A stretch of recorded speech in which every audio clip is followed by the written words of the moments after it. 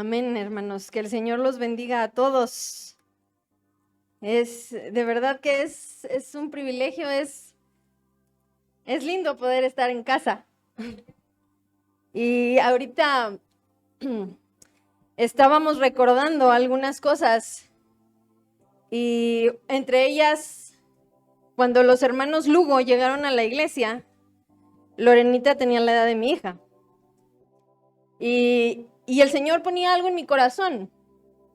Y está en el libro de Primera de Samuel 7:12. Yo voy a estar utilizando la Nueva Traducción Viviente este día, pero no importa la versión que tengamos, creo que el mensaje que el Señor tiene es el mismo. Dice: luego Samuel tomó una piedra grande y la colocó entre las ciudades de Mizpa y Gesana. La llamó Ebenezer, que significa la piedra de ayuda, porque dijo: hasta aquí el Señor nos ha ayudado. Y ahorita que estábamos ministrando al Señor, alabando al Señor, venía esto a mi mente. ¿Cuántos años han pasado? También haciendo unas diligencias pasamos por un lugar que se me hizo conocido, donde hace 21 años estuvimos recibiendo a Pablito. Y yo me acordé y dije, aquí, yo estoy segura que aquí nació Pablito. Yo estoy segura que allí mi mamá me confirmó, sí, ahí en efecto. ¿Cuántos años han pasado de ello? Y hasta aquí el Señor nos ha ayudado.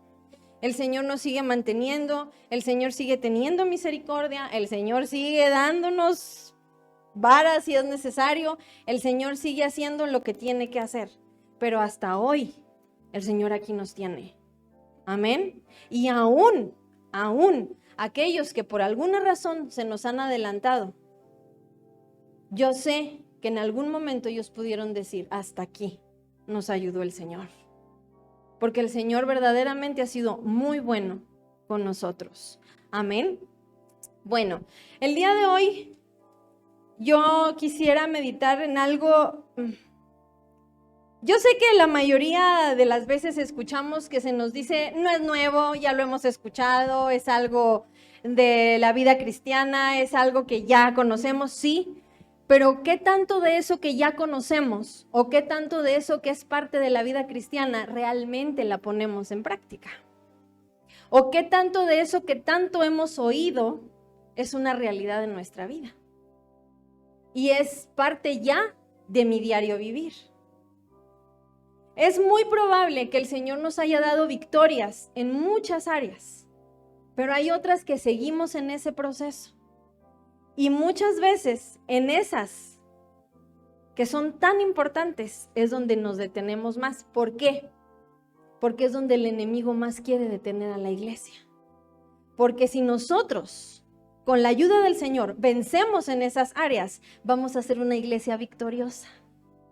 Y al enemigo no le conviene. Al enemigo no le conviene una iglesia fuerte, una iglesia unida, una iglesia con la bendición de Dios. Y por eso yo quisiera que hoy recordáramos algunas cosas que, como les digo, quizá es algo que ya está en nuestra mente, está en nuestro corazón. Desde niños lo hemos escuchado, hay cantitos para niños que hablan de eso, pero ¿qué tanto es parte de mi vida? ¿Qué tanto yo lo pongo en práctica? ¿Qué tanto es una realidad? Y yo quisiera que primero, si traen su celular, ahorita les doy permiso que lo saquen su celular, y los que lo traigan, y activen su cámara. La cámara. Activen la cámara, pongan la cámara. Y pónganla en modo selfie. Pónganla en modo selfie. ¿Ok? No nos vamos a tomar una selfie, no se preocupen. No vamos a tomarnos. Quiero que la pongan en modo selfie. Ténganla frente a ustedes. ¿Qué es lo que ven? ¿Qué es lo que ven? ¿Qué podrían ustedes decirle a esa persona que ven ahí? Ahora, vamos a dejarnos un poquito de idealismos, vamos a dejarnos un poquito de super espiritualidad. ¿Realmente qué estaríamos dispuestos a decirle o no decirle a la persona que estamos viendo ahí? Con honestidad, ¿qué estaríamos dispuestos? ¿A mentirle? ¿A insultarlo? ¿A restregarle lo que hace mal? ¿A recordarle lo que le hace falta? ¿A decirle lo que no tiene? A lo mejor sí, pero en plan de autoayuda.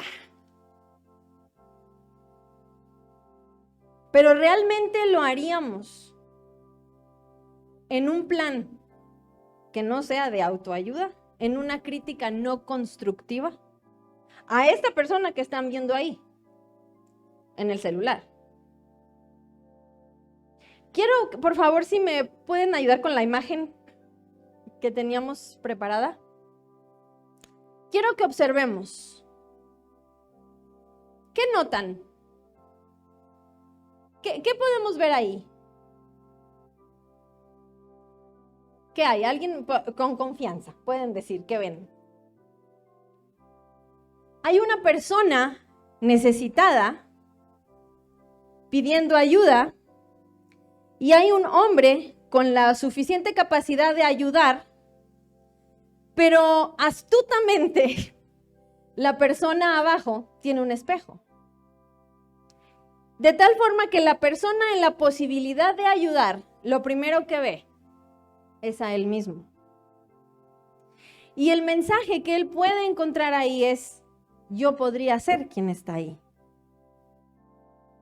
Y eso concientiza a esta persona y con más facilidad puede meter su mano a la bolsa y entregar una ayuda. Porque a quien está viendo no es al mendigo o al necesitado, sino a él mismo. Por eso quise hacer el ejercicio de la selfie. ¿A quién estamos viendo en ese momento ahí? ¿Cómo vamos a tratar a la persona que estamos viendo ahí? Si pudiéramos nosotros ponerle un título a esto sería como a ti mismo. Como a ti mismo. Y como les digo, tal vez es algo que hemos escuchado vez tras vez tras vez desde que llegamos al Señor o los que hemos tenido el privilegio de estar en la iglesia desde muy pequeños. Lo hemos oído siempre, siempre. Pero ¿qué tan real? ¿Qué tanta vida se ha hecho en nosotros? Quiero que vayamos por favor a Marcos 12. Marcos 12, vamos a leer del 29. Marcos 12 del 29 al 31. Como les digo, yo tengo aquí la nueva traducción viviente. Me gusta cómo lo ilustra aquí.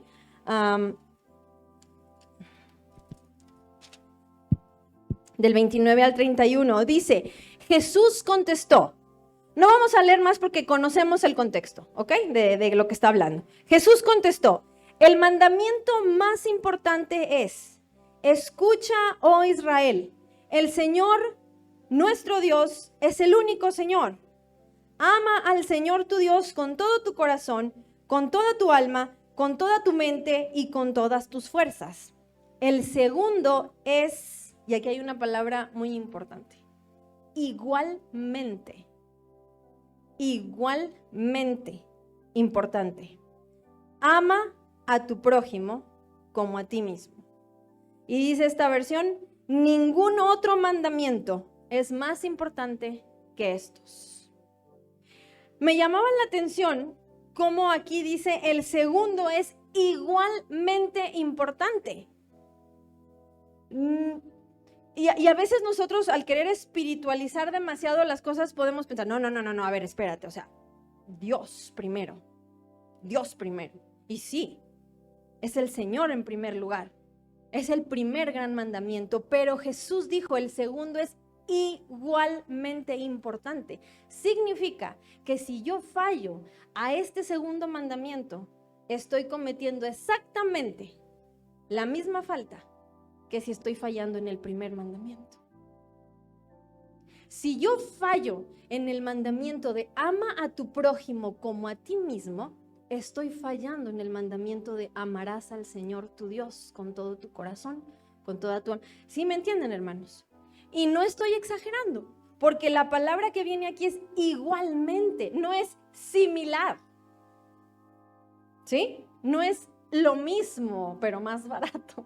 No, es igual, lo mismo, exactamente igual. Como un par de gemelos, es igual. Son iguales, incluso en su ADN. Son iguales, es igualmente importante. Tan pecado es no amar a tu prójimo como a ti mismo, como no amar al Señor con todo tu corazón, con toda tu alma, con toda tu mente. Y bueno, para esto yo quiero leerles algo que encontré aquí, buscando un significado, para que podamos entender un poquito y tener más amplitud de qué significa esto. Amar. ¿Qué es amar? Ya lo hemos escuchado también muchas veces, en pláticas para matrimonios, en pláticas en la iglesia, cuando nos aconsejan, cuando tenemos un problema con algún hermano, cuando tenemos un problema con el esposo o con la esposa. Pero ¿qué significa amar? ¿Cuál es el significado de amar? Fíjense, yo lo busqué y lo encontré es un significado secular, no es un significado cristiano, por decirlo así. Significado del amor. El amor es el vínculo de afecto que nace de la valoración del otro e inspira el deseo de su bien. Puede verse como un valor o como una propiedad de las relaciones humanas. O sea, fíjense, dice que el amor nace del valor que le das a la otra persona. O sea, el nivel de tu amor va a depender de qué tanto valor le das a esa otra persona. O al Señor. Pero en este caso, hoy el Señor lo que nos quiere hablar es del segundo mandamiento, que es igualmente importante como el primero. Miren, yo soy una persona algo descuidadona, entonces me da miedo muchas veces comprar algo que es caro. Por ejemplo, un par de lentes o algo que tenga un valor elevado, porque yo sé que se me va a romper, ¿sí? Porque no soy muy cuidadosa. Entonces mejor algo de no tanto valor, porque no importa si se caen, no importa si se rayan, no importa si se pierden, no importa si, lo olvidé, no importa, no tiene tanto valor. Entonces no le doy el cuidado suficiente. Pero ¿qué tal si es algo que te costó? Trabajo, esfuerzo, ¿por qué no? Dinero, también tiempo. Ese valor, lo que representa para ti ese objeto, o en este caso, el prójimo, esa persona, ese valor es lo que va a hacer que tanto amor vas a manifestar por esa persona. Dependiendo el valor que le des. ¿Cuánto vale tu prójimo para ti? ¿Cuánto vale?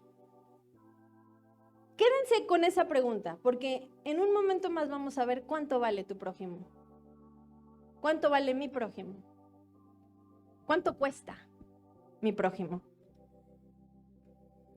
Dice que el amor se expresa a través de acciones, gestos y palabras. Ojo, el amor se expresa a través de acciones, lo que hacemos, cómo nos comportamos. Gestos, es muy importante. A veces con una mirada decimos todo, o con una mueca, o con una cara de disgusto.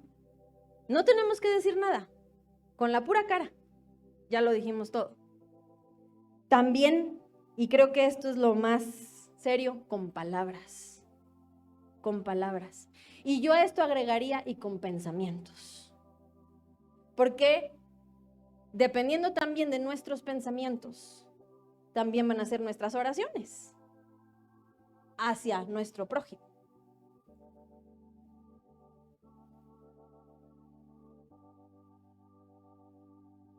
El amor, fíjense, no es cristiano este significado, este artículo. Dice, el amor también es una decisión deliberada. ¿Qué significa deliberado? Adrede, o sea, yo lo voy a hacer porque me da la gana hacerlo.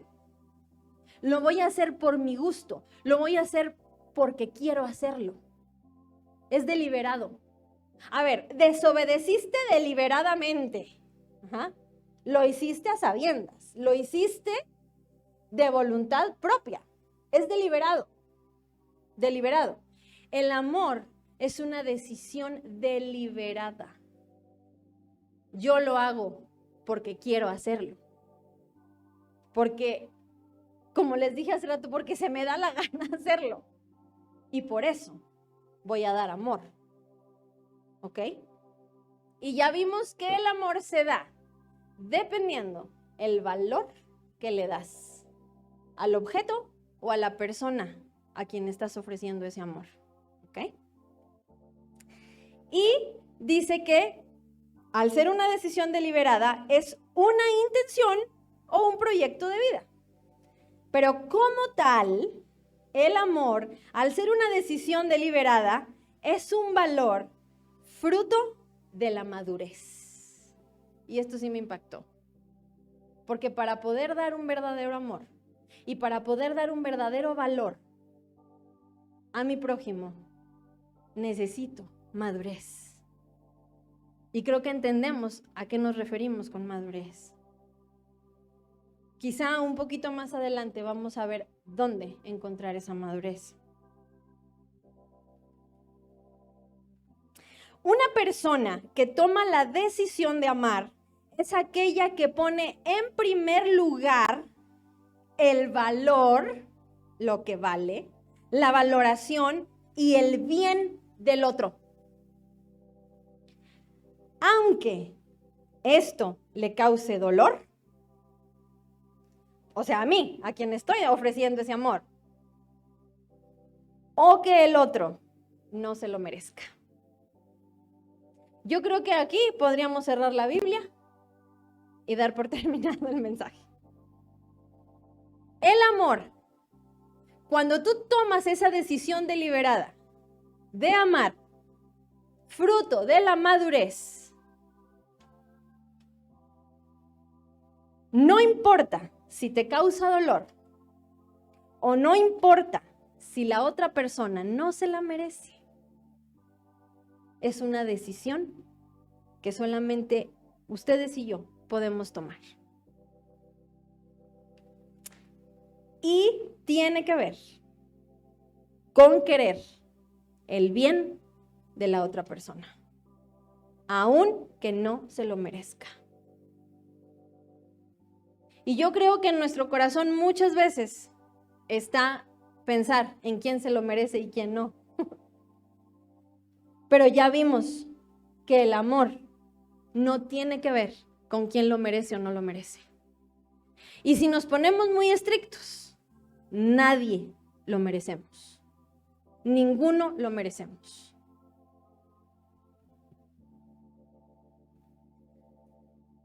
Vamos por favor a 1 Corintios 13. Este pasaje ya lo conocemos, lo podemos recitar de memoria, pero cobra un sentido nuevo cuando entendemos qué significa verdaderamente el amor. ¿Qué representa amar? Primero, vamos a recapitular un poco para no olvidar. Primero, que es igualmente importante que amar a Dios. Ya con eso es suficiente. Si no amas a tu prójimo, estás cometiendo un pecado tan grave como no amar a Dios. Y creo que eso es bastante serio. También vimos que era un Una decisión deliberada. Tomas la decisión de hacerlo, lo merezca o no lo merezca. Y por otro lado, tu nivel de amor va a depender del valor que le des a tu prójimo. ¿Cuánto vale tu prójimo? Empieza a meditarlo. ¿Cuánto vale? ¿Cuánto vales tú? ¿Cuál es el valor que tú tienes? Cuando ya respondas, ¿cuánto vales tú? ¿Cuánto vale tu prójimo entonces? ¿Cuánto vale tu prójimo? Primera de Corintios, el capítulo 13. En el verso 4 dice, el amor es paciente y bondadoso. El amor no es celoso, ni fanfarrón, ni orgulloso, ni ofensivo. Fíjense, esto me encanta. No exige que las cosas se hagan a su manera. Eso es amor. Por eso quise leerlo en esta versión. Porque así es el amor. Ese es el verdadero amor. Ese es el amor que el Señor dijo y habló y pidió cuando dijo a sus discípulos, ámense los unos a los otros. No eran apapachos, no eran, ay hermanito, te quiero mucho. Era este concepto del amor. ¿Cuánto vale tu hermano? ¿Cuánto vale tu prójimo? Decide. Jesús estaba diciendo, vas a tener que decidir a amar a tus hermanos. Ámense. ¿Y qué quería decir entonces? El apóstol Pablo aquí lo está diciendo. Jesús, cuando les dijo, ámense los unos a los otros, les estaba diciendo, sean pacientes unos con los otros. Sean bondadosos los unos con los otros. No sean celosos los unos de los otros. Cada uno tiene su lugar en Dios. El Señor no hace acepción de personas. Es cierto. Obviamente, entre más nos esforzamos, pues claro que el Señor va a darnos, obviamente, algo más especial, porque el Señor es justo, pero no hace acepción de personas. Y si en dado caso, aquí en la tierra, el pastor o el líder o quien esté a cargo podría eventualmente cometer algún error y hacer alguna acepción de personas o equivocarse en un juicio. El amor no es celoso. Y eso fue lo que Jesús les dijo cuando les dio esa instrucción. Ámense los unos a los otros, no seas celoso. Dios es justo. Dios es justo. Y le da a cada uno lo que necesita en ese momento. Así haya habido una equivocación, una injusticia o algo que no entendemos en ese momento. O porque otro es más bendecido que yo. O porque otro sí puede y yo no. O porque a aquel sí le dieron permiso y a mí no. El amor no es celoso. Ámense los unos a los otros. Y al decir ámense, aquí en 1 Corintios 13, el apóstol Pablo dejó la definición de lo que Jesús quiso decir al dar la instrucción de amarse los unos a los otros. El amor no es celoso, no es fanfarrón, no anda alardeando de lo que puede o no puede hacer. Ámense los unos a los otros. No andes tratando de impresionar. Mejor ayuda, apoya en las debilidades de tu prójimo, en esas cosas que tú eres fuerte, en eso que tú sí sabes hacer. No fanfarronees, mejor ayuda a tu hermano en lo que él no puede. Porque en lo que él flaquea, tú eres fuerte. Pero en lo que tú flaqueas, él es fuerte. Y tal vez esa fanfarronería no te deja ver lo que tu prójimo puede darte a ti. No solo lo que tú eres capaz de dar, sino lo que tu prójimo es capaz de darte.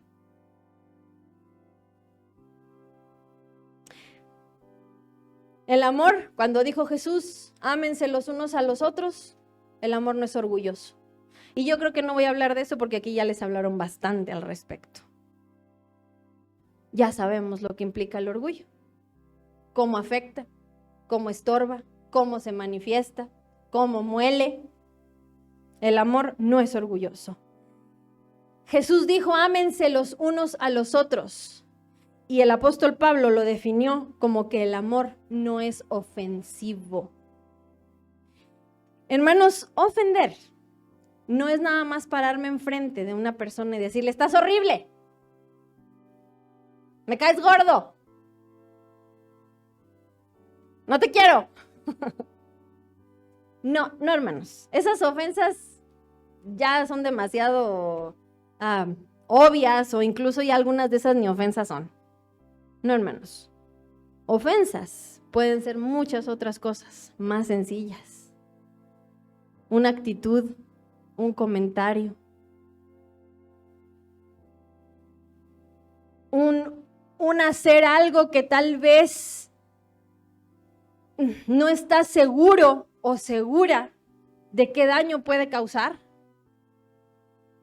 Quizá a tus ojos es algo correcto, es algo bueno, pero no todos somos iguales. Por alguna razón, el Señor así nos hizo. No todos somos iguales. No todos reaccionamos igual ante una situación. Por ejemplo, yo, en mi caso, si a mí ahorita alguien viene corriendo, se tropieza, se le cae el refresco y me ensucia, para mí no representa ningún problema.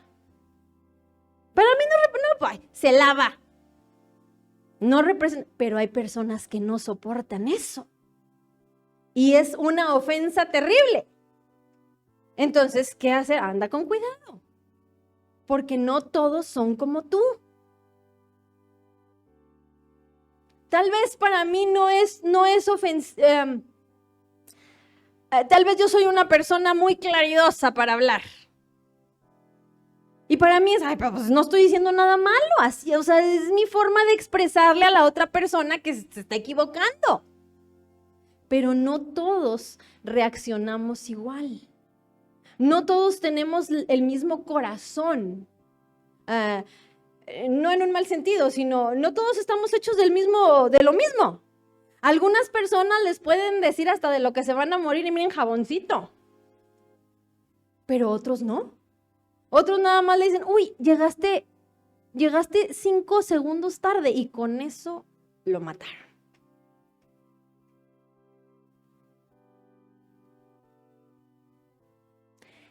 El amor no es ofensivo.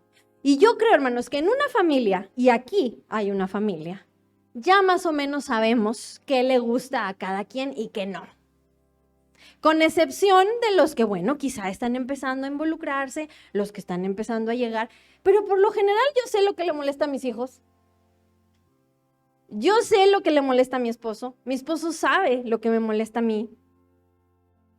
Incluso ya en el círculo familiar, donde se va abriendo un poco más, o sea, yo sé lo que le purga a mi hermano, por ejemplo, o yo sé lo que puede ser una ofensa para mis cuñadas, que tal vez para mí no lo es, pero para ellos sí. Nos conocemos. El amor, Jesús dijo, ámense los unos a los otros. Entonces, ese amor implica no ofendernos. Y ya vimos que ofender no es solo decirle, guácala, qué feo estás. Ofender implica muchas cosas. Muchas cosas. Hasta, yo no sé, ¿verdad? No sé el caso, pero hasta preparar una comida que sabes que le cae gordo, o que sabes que le hace daño, o que sabes que no le va a gustar, o que se enfermó la vez pasada, pues otra vez. Esa puede ser una ofensa. Ay, ¿por qué no? Si a los demás sí les gustó. Bueno, con uno. Muchas veces, hermanos, con uno. Es mejor abstenernos, por amor. Ahora, Si tu corazón está limpio, mejor avísale al hermano, ¿no? Hermano, traje esto, pero mejor no comas porque te puede hacer daño. ¿Sí me entienden? Eso significa amarse los unos a los otros. Cada vez que nosotros queramos entender lo que Jesús dijo al dar esa instrucción, vamos a 1 Corintios 13 y ahí está la definición de lo que Jesús expresó al amarse los unos a los otros. Aquí está la definición.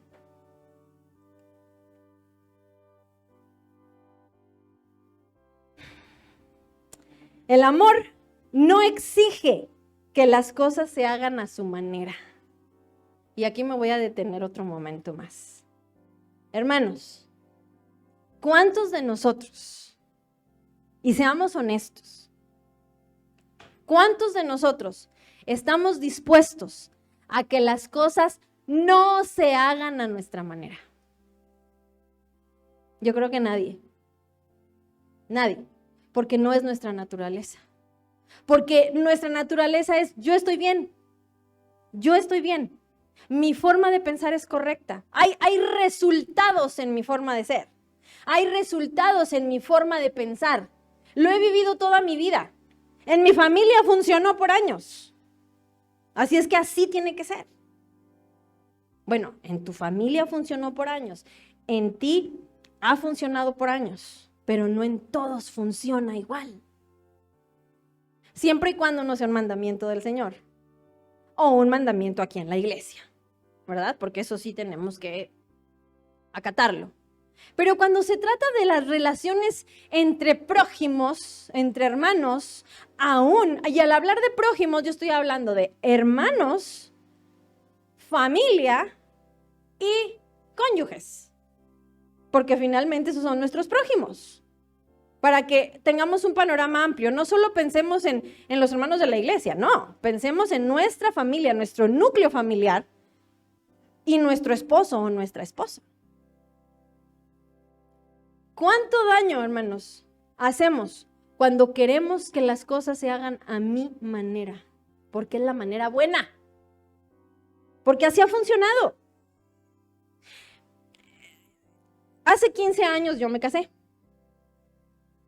Y en todo este proceso, varias veces mi esposo y yo hemos tenido que platicar y buscar de alguna manera encontrar un balance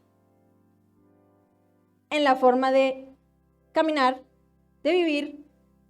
¿Por qué? Porque vienes de dos familias diferentes. Y en un lado funcionan las cosas de una forma y en otro lado funcionan las cosas de otra forma. Pero eres una nueva familia. Entonces, con la dirección de Dios tienes que buscar qué es lo que Dios tiene para ti y para tu familia. No es a mi manera, no es a la manera del otro, es a la manera del Señor, a la manera que Dios escogió para ti, para tu familia. O a la manera que el Señor está estableciendo en su casa. Porque eso es lo más difícil, hermanos. A veces ya nosotros traemos el proyecto bien listo, ya, listo, así es. Así es, ya mi esposo y yo ya nos pusimos de acuerdo, sí, pero entendamos que pertenecemos a un pueblo. Pertenecemos a un cuerpo. Y ahí es donde tenemos también que ajustarnos. Porque hay una autoridad puesta por Dios. Y entonces, bueno, en ese momento, ajustarnos a cómo va el fluir del Espíritu en ese momento para nuestra iglesia, no para las demás, para la nuestra. Y no es a mi manera, es a la manera de Dios. Porque el amor no pide que se hagan las cosas a su manera. Amén. Miren qué bonito esto. El amor no se irrita, ni lleva un registro de las ofensas recibidas. Ámense los unos a los otros, dijo el Señor. ¿Qué quería decir? No archives las ofensas que ya recibiste durante los 20 años que llevas en la iglesia. No archives las ofensas que llevas en tus... ¿Cuántos meses llevan de casados ustedes? En esos meses, no las archiven. ¿Quiénes son los últimos? Allá. No las archiven. Ni en los 20 años que lleves. Ni en los 10, ni en los 15, ni en los 40 y tantos años. No las archives. Y esto para las mujeres es más difícil. Yo lo veo, por ejemplo, cuando mi esposo y yo tenemos alguna diferencia, se le olvida. Y a mí pueden pasar años y me acuerdo hasta de la fecha. Porque soy mujer. Pero eso hace daño. Si eso ya quedó atrás, si ya perdonaste verdaderamente, entonces, ¿qué haces archivando? El amor no archiva las ofensas hechas en el pasado. Aún haya sido ayer o aún haya sido hace 5 minutos. Jesús dijo, ámense los unos a los otros, y eso implica no archivar. Si Dios no archiva, ¿por qué nosotros sí? Dios no archiva. Dios ya te perdonó tu pecado de ayer. Sí, ya viviste tus consecuencias, ok. Y las vas a seguir viviendo, así sea una consecuencia por el resto de tu vida. Pero ya no está registrada. ¿Por qué entonces nosotros sí lo vamos a hacer? Que Dios nos dé la gracia, hermanos, porque, como decía el apóstol, no es que uno ya lo haya alcanzado, estamos en un proceso, estamos en el camino, es algo que todavía nos cuesta. Pero el Señor lo quiere para nosotros.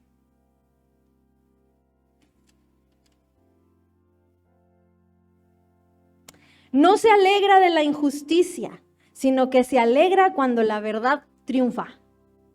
Y fíjense qué importante, porque cuando tú ves que tu hermano obtuvo una victoria, si verdaderamente amas, gózate.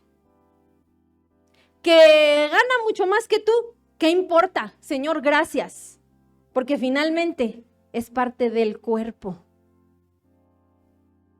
Y si él es bendecido, significa que tú también estás siendo bendecido porque eres parte de ese cuerpo. Y qué mal sería que cuando tu esposo o tu esposa obtenga una victoria, no la celebres o no lo celebres, que lo minimices o que la minimices. Es una victoria, aunque sea chiquita, aunque sea una cosa insignificante, pero es una victoria. Y si representa un gozo para tu esposo o para tu esposa, para tu hijo, para tu hija, gózate. Gózate. Es amor.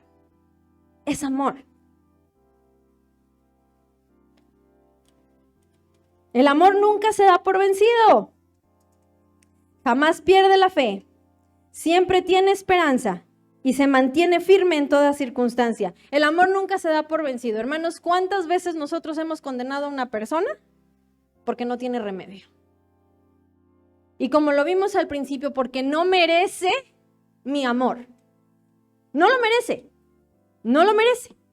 Ya, te diste por vencido. Entonces ya no oras, entonces ya no batallas, entonces mejor ya no le hablas, entonces mejor cambias tus actitudes, entonces mejor ya ni te le acercas para evitar un enfrentamiento.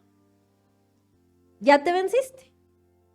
Ya te diste por vencido. El amor se dio por vencido, pero entonces no es amor, porque el amor no se da por vencido.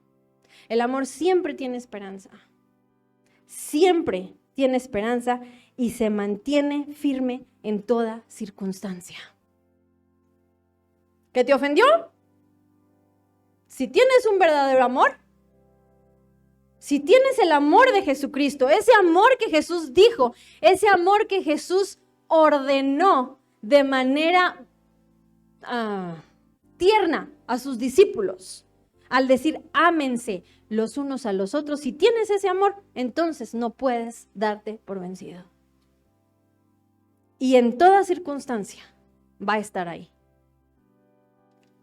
Era necesario poner esto, que era el amor, para poder entender entonces, ok, pero ¿cómo le hago? ¿Cómo le hago? Porque es bien difícil. Claro que es difícil. Humanamente es imposible. Se los digo por experiencia propia. ¿Cuántas veces ya hemos querido mejor patear el objeto que nos está provocando ese problema en nuestro corazón? Llámese como se llame. Ese estorbo, esa lija que está ahí, duro. Hermanos, humanamente es imposible. Pero por eso, en este significado que vimos del amor, necesita haber una madurez para poder manifestar ese amor. Y esa madurez solamente se obtiene de Dios. Y esa madurez nosotros la obtenemos. ¿Cómo se madura un fruto? ¿Cómo se madura un fruto? Para empezar, lo ideal es que esté en el árbol. Para empezar. Si la cortas antes de tiempo, puede ser que nunca se madure. O que se te eche a perder como los aguacates. Sí, lo compras piedra y por más que lo cuides, cuando ya lo quieres usar, ya no sirve. ¿Cómo se madura? Permaneciendo. Así es como se madura. Permaneciendo. ¿En qué? En el Señor, hermanos. Y lo que implique permanecer en el Señor, asistir a la iglesia fielmente, obedecer a lo que se nos está pidiendo, ser fieles a leer las Escrituras, tener un tiempo devocional. Miren, vivimos en un tiempo sin tiempo, porque no hay tiempo. Pero aunque sea algo pequeño, dedicarle un tiempo al Señor, permaneciendo en la vida, es como vamos a madurar. Ahí vamos a obtener esa madurez para que ese amor verdadero empiece a fluir. Y entonces ya no ofendas, entonces ya no exijas, entonces ya no pidas que las cosas sean a tu manera. Y entonces puedas amar aunque la otra persona no se lo merezca.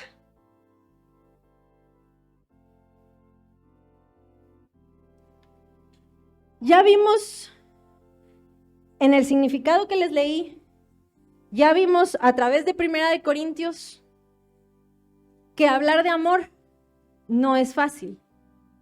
No es fácil. Para los hombres es imposible, pero con el Señor no.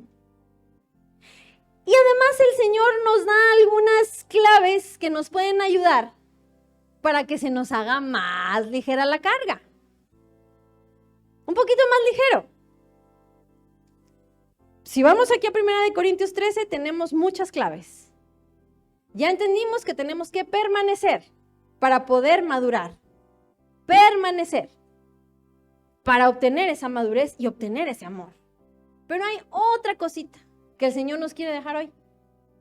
Y está en Esther 6. Vamos rápido, por favor, a Esther 6.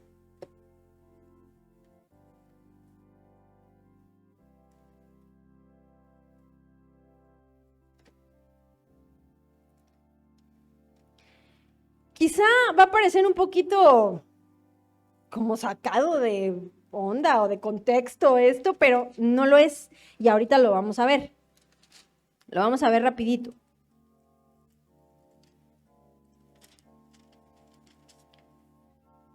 Por cierto, mi esposo no está aquí hoy por cuestión ministerial, ¿ok?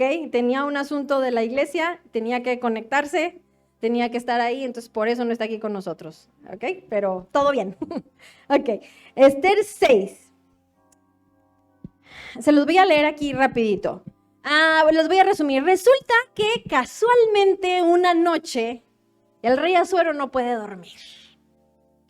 Pero en Dios no hay casualidades.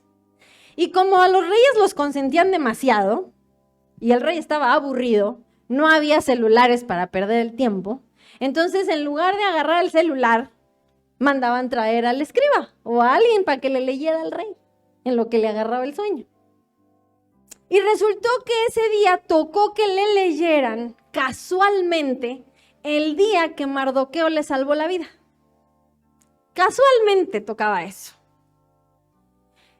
Y por lo que alcanzamos a ver, es obvio que a pesar de ser un rey pagano, el rey Asuero, era un rey justo.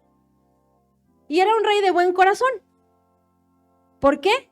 Porque cuando se dio cuenta que no había sido recompensada la obra de Mardoqueo, inmediatamente se preocupó y dijo, oigan, ¿le dimos algo a Mardoqueo? ¿Se hizo algo por él? No, pues no se hizo nada. Y entonces el rey entró en un conflicto. Ahí es donde pienso, estaba demasiado consentido, porque una persona en su juicio cabal podía saber, pues le voy a dar esto, pero ni eso se le ocurrió. Necesitó ayuda y se quedó meditando. ¿Qué podemos hacer para exaltar o darle un reconocimiento a la persona que salvó mi vida? Y curiosamente, el primero que se aparece ahí tempranito, porque le urgía, era Amán. Pero Amán tenía otros planes. Amán venía con la intención de acusar a Mardoqueo para que el rey lo matara, no para que el rey lo premiara. Pero como era el rey, primero Amán tenía que escuchar lo que el rey tenía que decir y después Amán expresar lo que él venía a expresar. Entonces, en cuanto el rey lo ve, le dice, oye, necesito tu ayuda. Y es donde viene esta historia. Dice el verso 6. Entonces Amán entró y el rey dijo, ¿qué debo hacer para honrar a un hombre que verdaderamente me agrada? Él solo lo lanzó así. No dio nombres, no dio pistas. Solo dijo, a ver, yo quiero agradar a un hombre que me cae súper bien. Me agrada mucho. Quiero hacer algo. ¿Qué me recomiendas que haga? Porque no sé qué hacer con esa persona. Pero entonces Amán, que tenía un ego de este vuelo, no se podía imaginar que existiera en el reino otra persona que no fuera él, a quien el rey quisiera honrar. Y dentro de su corazón él pensaba, pues ¿a quién más? El único en todo el reino de Persia, que era el más poderoso de esa época, el único a quien el rey quisiera honrar, tiene que ser a mí. ¿A quién más? No pudo pensar en ningún otro candidato. Tengo que ser yo, definitivamente. Amán pensó para sí, ¿a quién querría honrar el rey más que a mí? Fácil. Así que contestó, si el rey desea honrar a alguien, debería sacar, y conocemos la historia, ¿verdad? Haga esto y póngale el manto y que saquen y ponga uno de los más ilustres y que salga y pregone. Esto es lo que se hace con la gente que el rey quiere de verdad. ¿Saben, hermanos, por qué tuvo una brillante idea? Porque era para él. Si a él le hubieran dicho, oye, Amán, fíjate que hay un copero que se ha portado muy bien y quiero darle un premio. ¿Qué se te ocurre? Regálale un burro. Eso hubiera sido su respuesta. Regálale unas moneditas, cómprale un terreno. Lo hubiera minimizado. Es más, hasta a lo mejor hubiera dicho, no, ¿cómo se va a rebajar el rey a honrar a un copero? No, ni se le ocurra. Pero como el rey no dio nombres, él solo pensó, es para mí. Entonces Amán pensó, ¿cómo quiero que el rey me honre? ¿Cómo quiero? Y fue tan fácil encontrar las ideas para honrar a la persona que el rey quería. ¡Qué sorpresa! Cuando el rey le dijo, perfecto. Ahora ve, y esa maravillosa idea que acabas de tener, ve a hacerla con Mardoqueo. Yo creo que no se murió ahí. porque su mismo orgullo no se lo permitió. Era demasiado importante para morirse ahí. Y ni modo, lo tuvo que hacer. Pero era tan sencillo poder hacer algo por otro, porque era para él. Hace unos años iba a haber una boda en la iglesia, pero las circunstancias estaban siendo un poco difíciles para los novios, por diferentes razones.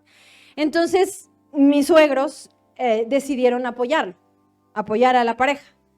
Entonces, a una de mis cuñadas y a su esposo y a mi esposo y a mí nos tocó comprar el arreglo floral para la boda. Entonces, bueno, consideramos un presupuesto y entonces mi cuñada y yo íbamos a ir a buscar el arreglo. Pero antes de ir, mi esposo nos habló y nos dijo algo. Vayan y escojan. Vayan y escojan como si fuera para ustedes. Como si fuera para ustedes. Con el presupuesto que llevan, no era mucho. Porque en ese tiempo era la posibilidad que había. Pero con ese presupuesto, compren como si fuera para ustedes. Hermanos, así está bien fácil. ¿Cómo querría yo que fuera mi boda? Ok, nada más tengo ese presupuesto. Bueno, con esto, ¿cómo? Cómprate unas, compra nube. De esa que se apesta luego. Compra, no sé, cempasúchil. No, bueno, ¿qué tal si a la novia le gusta? Bueno, pues gustos de cada quien. ¿Sí me entienden, hermanos? O sea, cuando vamos con una mentalidad para mí, ok, solo tienes 20 pesos, ok, las papitas más ricas de 20 pesos, esas compra. Porque son para ti. Ay, pero son para aquel, entonces, unas de esas que ni marca tienen. Y hasta le va a sobrar dinero. ¿Sí me entienden, hermanos? Era tan fácil para Amán encontrar la manera de bendecirse a sí mismo, que encontró las mejores ideas. Lo mismo nos sucedió una vez estando en el internado. Yo tenía 4 amigas muy cercanas. Y una de ellas resultó, para los que han estado en el internado me van a entender, resultó que iba a tener banquitas. O sea, iba a empezar una amistad con otro de nuestros compañeros. Entonces, en aquel tiempo, cuando nosotros estábamos en el instituto, cada 15 días salíamos de compras. Entonces, un lunes salían las mujeres, un lunes salían los varones. Entonces, ese día de las banquitas no le tocaba salir a los varones. Entonces, el muchacho en cuestión no iba a poder salir ni iba a poder comprar nada. Entonces, le habló a otra de mis amigas y a mí, que éramos amigas de la muchacha que iba a tener su primer banquita. Nos habló, nos dio dinero y nos dijo, por favor, cómprenle algo. Entonces dijimos, ¿pero cómo qué? Ustedes escojan. Miren, tuvimos una experiencia tal esa vez, porque ni ella ni yo estábamos teniendo esa experiencia, esa oportunidad. Y si somos honestas, en toda joven está esa ilusión, ese sueño de en qué momento te va a tocar a ti, ¿verdad? ¿Cuándo va a llegar el tiempo? ¿Cuándo va a llegar el indicado? ¿Sí?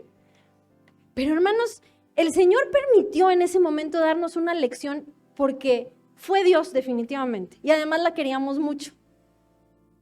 Fue tan fácil, hermanos, encontrarlo porque pensábamos, ¿y si fuera para nosotras? ¿Qué haríamos? O sea, ¿qué nos gustaría que nos regalaran? Y por otro lado, la conocíamos. Sabíamos que le podía gustar. Y eso implicaba un gusto, un gozo, porque sabías que tú podías ser la que estaba en esa situación. Y por eso Jesús dijo, vive para los demás como quisieras que vivieran para ti. Trata a los demás como quieres ser tratado tú. Miren, en el sentido negativo, pero fue exactamente lo que Amán hizo. Él tuvo que tratar a Mardoqueo como él quería ser tratado. Por eso fue fácil. Por eso fue sencillo. Ahora, es entendible, todas las personas somos diferentes, no todos somos iguales. Hay personas a las que les encanta el apapacho y hay personas que no, son más frías. Entonces, a ver, si yo soy una persona que me encanta el apapacho, ok, ¿cómo quiero que me traten? ¿Con apapachos? Sí, pero yo sé que a mi hermano o a mi hermana no le gusta. Entonces, de esa manera que yo quiero ser tratada con apapachos, yo voy a tratar a esa persona sin apapachos. ¿Sí me entienden? Porque yo sé cómo se siente esa persona. Y así como me quiero sentir yo, así quiero tratar a esa persona. Con ese amor y ese respeto que yo estoy buscando. Yo quiero mostrárselo a los demás, aunque sea diferente a mí. O aunque no lo merezca. Y antes de pasar al último punto, quiero contarles una anécdota que a mí me impactó bastante. Y tiene que ver con esto que hizo Amán. Y que nos puede ayudar para entender un poco esto. Fíjense que había un hombre que por muchos años se había dedicado a la construcción. Había trabajado para un patrón, pero había sido una persona muy fiel, muy fiel. Y era un excelente constructor. Todas las casas que él hacía eran perfectas, con unos acabados maravillosos. Y era por eso un empleado muy valorado, por su trabajo. Pero llegó un punto en que él, pues ya llegó a una cierta edad donde ya no podía, se jubiló y su patrón lo mandó llamar. Y le dijo, fulano, mira, yo sé que ya estás cansado, yo sé que ya te vas, pero quiero pedirte un último favor, porque lo necesito. Lo necesito. Constrúyeme una última casa. Una última casa. Y te vas. Ahora, yo quiero preguntarles algo. ¿A cuántos les gusta que les cambien los planes? Y a la mera hora. A mí me choca. ¿Por qué? Porque ya te hiciste una idea, ya te organizaste de cierta forma, ya planeaste, ya hiciste todo lo necesario para que tantito antes te digan que no. O que cambien las cosas. Entonces, bueno, va, lo hacemos. Pues así le pasó a este señor.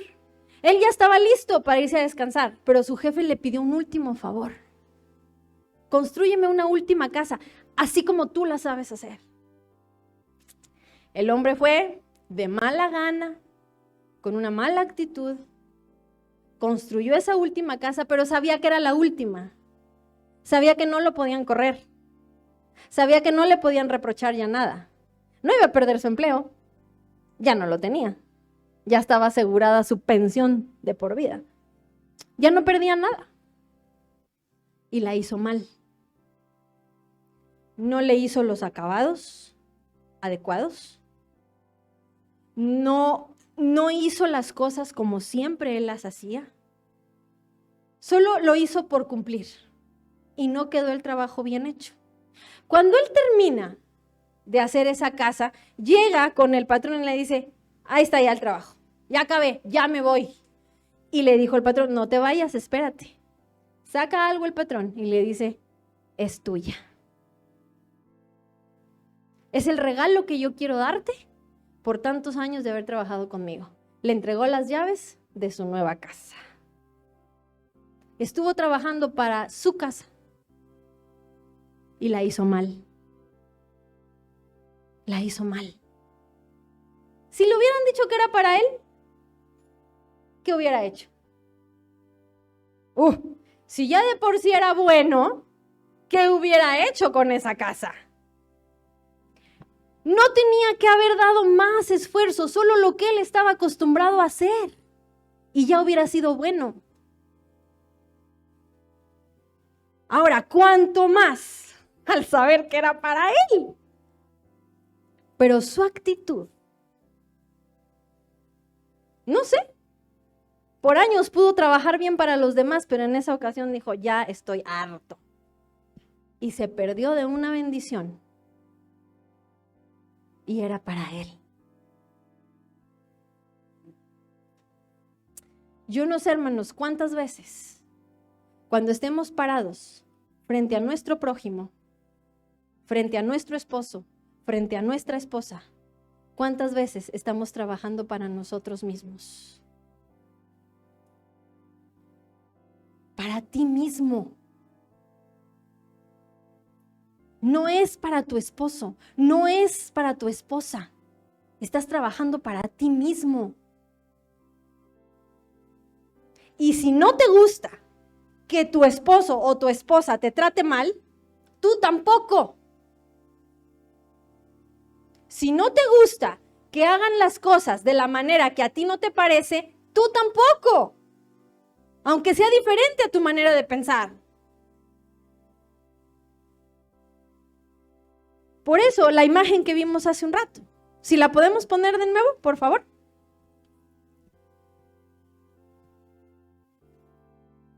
Porque no estás trabajando para ti.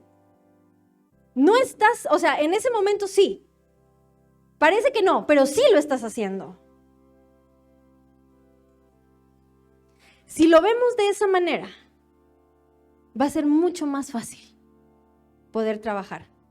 Pero ahora, no digo que ya terminé porque es el error de todos los que se paran en un púlpito, pero el último punto de este mensaje es de vida o muerte. Porque si para nosotros es fácil poder vernos en un espejo y así ayudar a esa otra persona, porque es para ti, para quien estás trabajando. ¿Y si fuera Jesús? ¿Y si fuera Jesús el que está ahí? No eres tú, ya no. Es Jesús. Por eso yo hacía una pregunta hace un rato y les dije, guarden, hermanos, esta pregunta. ¿Cuánto vale tu prójimo? ¿Cuánto vale? ¿Cuánto cuesta? ¿Cuál es el precio? ¿Cuál es el valor de tu prójimo? ¿Saben cuál es el precio de tu prójimo? ¿Cuál es el precio de tu esposo? ¿Cuál es el precio de tu esposa? ¿Cuál es el precio de tu hijo, de tu hija? De tus hermanos aquí en la iglesia. Es el precio de la sangre de Cristo. Eso es lo que vale. Eso es lo que valgo, eso es lo que vales. No vales centavos, no vales poquito, vales la sangre de Cristo. Y si mi amor, fíjense, si mi amor se va a determinar por cuánto vale algo, imagínense, tu prójimo, el que está ahí contigo, vale la sangre de Cristo. Entonces, ¿cuánto amor merece? ¿Cuánto amor merece? ¿Cuánto amor vale? Mateo 25 es la última cita. Mateo 25.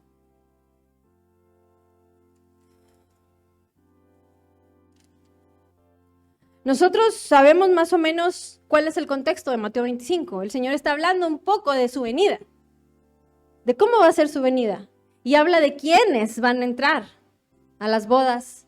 Habla de quiénes van a ser llamados fieles. Habla de quiénes van a ser bendecidos por su trabajo, por su conducta, por lo que hicieron. Pero en el verso 31, en algunas Biblias aparece un título que se llama el juicio final. Cuando ya estemos todos parados ante el Señor para entregar cuentas. Cuando el Hijo del Hombre venga en su gloria, acompañado por todos los ángeles, entonces se sentará sobre su trono glorioso. Todas las naciones se reunirán en su presencia y Él separará a la gente como un pastor separa las ovejas de las cabras. El 34. Entonces el rey dirá a los que estén a su derecha, vengan ustedes que son benditos de mi Padre, hereden el reino preparado para ustedes desde la creación del mundo. Pues tuve hambre y me alimentaron, tuve sed y me dieron de beber, fui extranjero y me invitaron a su hogar, estuve desnudo y me dieron ropa. Estuve enfermo y me cuidaron. Estuve en prisión y me visitaron. Entonces esas personas justas responderán: Señor, ¿en qué momento te vimos con hambre y te alimentamos, o con sed y te dimos algo de beber? ¿O te vimos como extranjero y te brindamos hospitalidad? ¿O te vimos desnudo y te dimos ropa? ¿O te vimos enfermo o en prisión y te visitamos?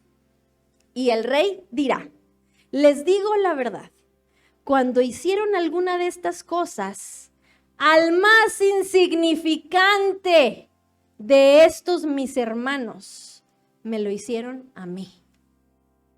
¿A quién? Al más encumbrado, al fácil de amar. Porque seamos honestos, hermanos, hay personas fáciles de amar y hay personas no fáciles de amar. Así es la vida. Y así es el rebaño del Señor. Pero el Señor no dijo: porque lo hiciste al que era fácil de amar, porque se lo hiciste a tu esposa maravillosa, porque se lo hiciste a tu esposo perfecto,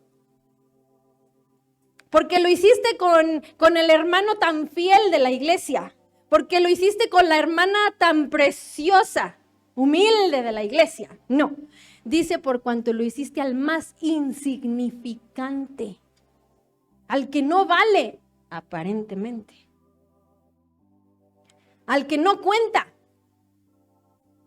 al que no es digno de tu amor, al que no merece ese amor. Cuando se lo hiciste a ese insignificante, se lo hiciste a Jesús. Para él era fácil verse en el espejo y poder mostrar ayuda, porque lo confrontó. Si fuera yo. Cambien la imagen por Jesús. Cámbienla por Jesús.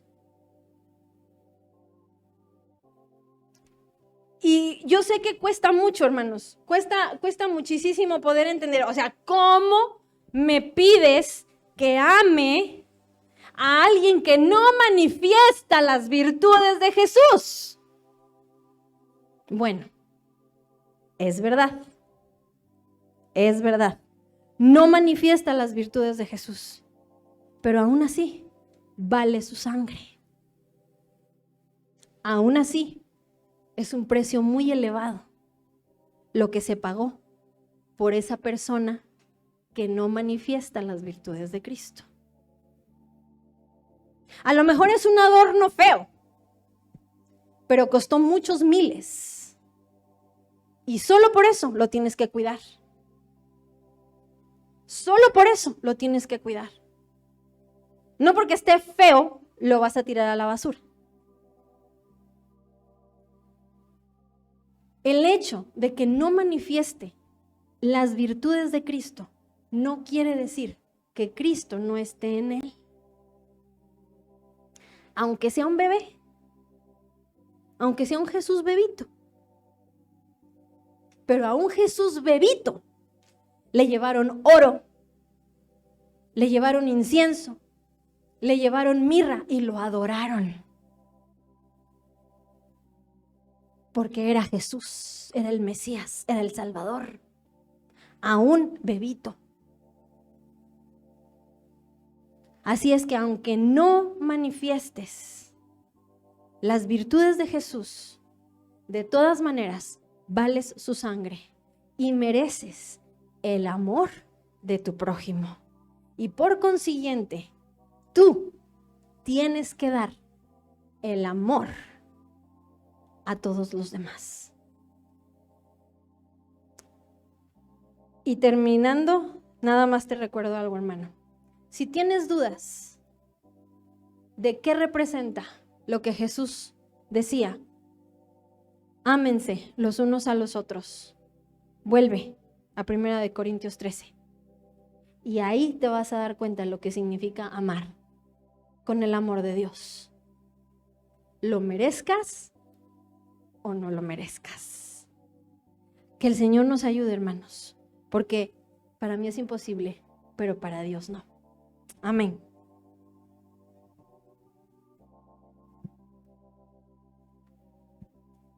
Pónganse de pie un momento para que se estiren. Solo quiero apuntar algo, hermanos.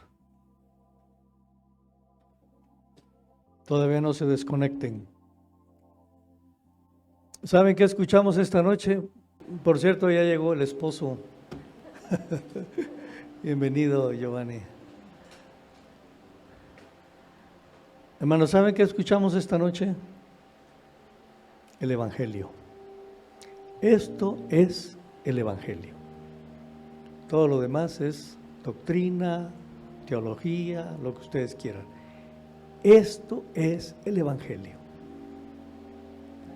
Como dicen por ahí, punto, fin, se acabó. Por eso Jesús dijo, en algo conocerán quiénes son mis discípulos, los que se amen unos a otros, nada más. Todo lo demás es paja. Yo sé quiénes son mis discípulos. Por eso Juan, el apóstol, siendo un ancianito, cuando le invitaban al púlpito, vez tras vez, solo le decía a la iglesia, ámense unos a otros. Cool.